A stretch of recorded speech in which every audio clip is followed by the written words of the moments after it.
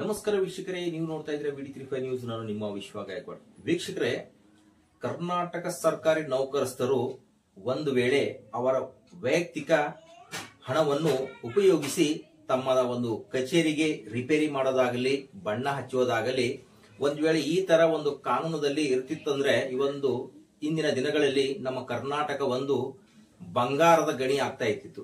ಏಕೆ ಈ ಮಾತನ್ನು ನಾನು ಹೇಳ್ತಾ ಇದ್ದೀನಿ ಅಂದ್ರೆ, ಇದರ ಬಗ್ಗೆ ತುಕಾರಾಂ ಗೌರಿ ಅವರು ಬೀದರ್ ನಗರದ ಜನ್ವಾಡ ನಾಡ ತಹಸೀಲ್ದಾರ್ ಕಚೇರಿ ಅವರಿಗೆ ಏನು ಮಾಹಿತಿ ಕೇಳಿದಾಗ ಅವರು ಯಾವ ತರ ಒಂದು ಮಾಹಿತಿ ಅವರಿಗೆ ನೀಡಿದ್ದಾರೆ ಎಂಬುದನ್ನು ತುಕಾರಾಂ ಗೌರಿ ಅವರಿಂದ ಕೇಳೋಣ, ನೋಡೋಣ ಬನ್ನಿ.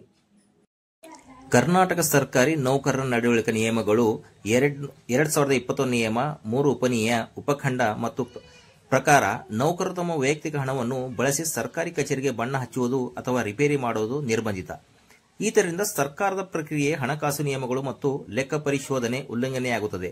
ಕರ್ನಾಟಕ ಹಣಕಾಸು ಸಂಹಿತೆ KFC ನಿಯಮ 101, 104 ಮತ್ತು ಕರ್ನಾಟಕ ಪಾರದರ್ಶಕ ಪೂರೈಕೆ ಕಾಯ್ದೆ 1999 ಸೆಕ್ಷನ್ 3 ಮತ್ತು 4 ಪ್ರಕಾರ ಯಾವುದೇ ಕಾಮಗಾರಿ ಅನುಮೋದನೆ ಮತ್ತು ಟೆಂಡರ್ ಮೂಲಕವೇ ಆಗಬೇಕು. ಇಂತಹ ಉಲ್ಲಂಘನೆಯ ಮೇಲೆ ಕರ್ನಾಟಕ ಲೋಕಾಯುಕ್ತ ಕಾಯ್ದೆ 1984 ಸೆಕ್ಷನ್ 9 ಮತ್ತು 10 ಅಡಿಯಲ್ಲಿ ದೂರು ನೀಡಬಹುದು.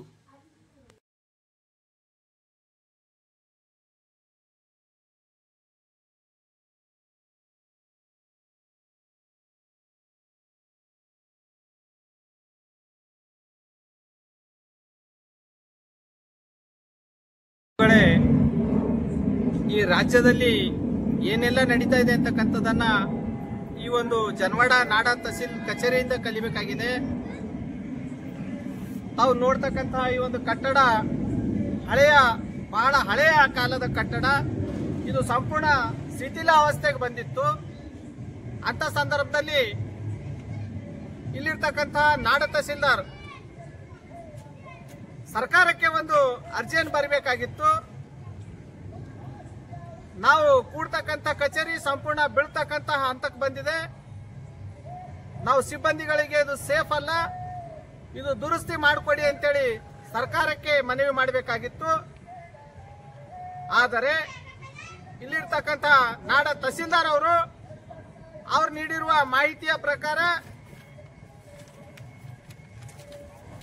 ಇಲ್ಲಿಯವರೆಗೆ ನಾವು ಕೇಳಿರ್ತಕ್ಕಂಥದ್ದು, ಯಾವುದೇ ಸರ್ಕಾರಿ ಕಚೇರಿಗಳಿಗೆ ಅಲ್ಲಿರ್ತಕ್ಕಂತಹ ಸಿಬ್ಬಂದಿಗಳು ಹಣವನ್ನು ಕ್ರೋಢೀಕರಿಸಿ ಚಂದಾ ರೂಪದಲ್ಲಿ ಜಮಾ ಮಾಡಿ ಆ ಕಚೇರಿಗಳನ್ನ ದುರಸ್ತಿ ಮಾಡಿರ್ತಕ್ಕಂಥದ್ದು ನಾವು ಎಲ್ಲೂ ಕೂಡ ಇಲ್ಲಿವರೆಗೆ ಕೇಳಿಲ್ಲ.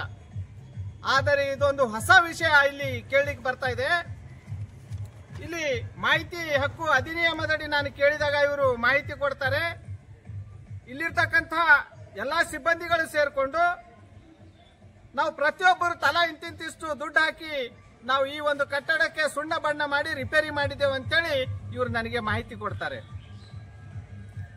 ಅಂದಾಜು ನನ್ನ ಪ್ರಕಾರ ಈ ಒಂದು ಕಟ್ಟಡಕ್ಕೆ ಸುಮಾರು ಒಂದು 4-5 ಲಕ್ಷ ರೂಪಾಯಿ ಹತ್ತಿರಬಹುದು.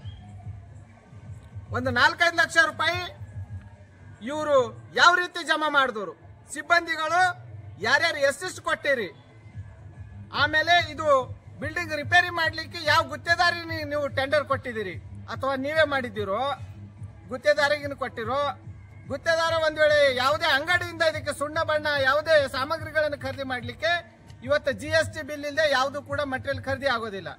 ಆ GST ಬಿಲ್ಗಳು ಕೂಡ ಇವ್ರು ಇಟ್ಟಿಲ್ಲ. ಆಮೇಲೆ ಇಲ್ಲಿ ಯಾವ ಸಿಬ್ಬಂದಿಗಳು ಎಷ್ಟೆಷ್ಟು ದುಡ್ಡು ಹಾಕಿ ನೀವು ಜಮಾ ಮಾಡಿ ಈ ಒಂದು ಬಿಲ್ಡಿಂಗ್ ಅನ್ನು ರಿಪೇರಿ ಮಾಡಿರಿ ಅಂತಕ್ಕಂಥ ಪಟ್ಟಿ ಕೂಡ ಇಲ್ಲ. ಆದರೆ ನಾವು ಸುಣ್ಣ ಬಣ್ಣ ಹಾಕಿ ನಾವೇ ಸ್ವತಃ ನಮ್ಮ ಸ್ವ-ಇಚ್ಛೆಯಿಂದ ರಿಪೇರಿ ಮಾಡಿದೇವೆ ಅಂತೇಳಿ ಇಲ್ಲಿರ್ತಕ್ಕಂಥ ಸಿಬ್ಬಂದಿಗಳು ಸೇರ್ಕೊಂಡು ನಾಡ ತಹಸೀಲ್ದಾರ್ ಏನಿದ್ದಾರೆ ಅವರು ನಮಗೆ ರೈಟಿಂಗ್ ಅಲ್ಲಿ ಹಿಂಬಾರ ಕೊಡ್ತಾರೆ. ಮತ್ತೆ ಇದರ ದಾಖಲಾತಿ ಕೊಡು ಅಂತೇಳಿ ನಾನು ಕೇಳ್ತೇನೆ. ಮತ್ತೊಂದ್ಸರಿ ಅರ್ಜಿ ಹಾಕ್ತೇನೆ, ಎಷ್ಟು ಜನ ಸೇರ್ಕೊಂಡು ಎಷ್ಟೆಷ್ಟು ಅಮೌಂಟ್ ಹಾಕಿರಿ, ಅದ್ರ ವೋಚರ್ಗಳು ಕೊಡ್ರಿ ಅಂತೇಳಿ ನಾನು ಮಾಹಿತಿ ಕೇಳಿದಾಗ ನೇರವಾಗಿ ಹಿಂಬಾರ ಕೊಡ್ತಾರೆ. ಇದು 2 ವರ್ಷಗಳ ಹಿಂದ್ಗಡೆ ಆಗಿರ್ತಕ್ಕಂಥ ಕಾಮಗಾರಿ ಆಗಿರೋದ್ರಿಂದ ಯಾವುದೇ ಪಟ್ಟಿ ನಾವು ಇಲ್ಲಿ ಸೇಕರಿಸಿಟ್ಟಿರೋದಿಲ್ಲ, ಸಿಬ್ಬಂದಿಗಳ ಪಟ್ಟಿ ಇಲ್ಲ, ಆಮೇಲೆ ಯಾವುದೇ ವೋಚರ್ಸ್ ಇಲ್ಲ, ಯಾವ ದಾಖಲಾತಿಗಳಿಲ್ಲ ಅಂತೇಳಿ ಇವರೊಂದು ನನಗೆ ಲಿಖಿತವಾಗಿ ಮಾಹಿತಿ ಕೊಡ್ತಾರೆ. ಹಾಗಾಗಿ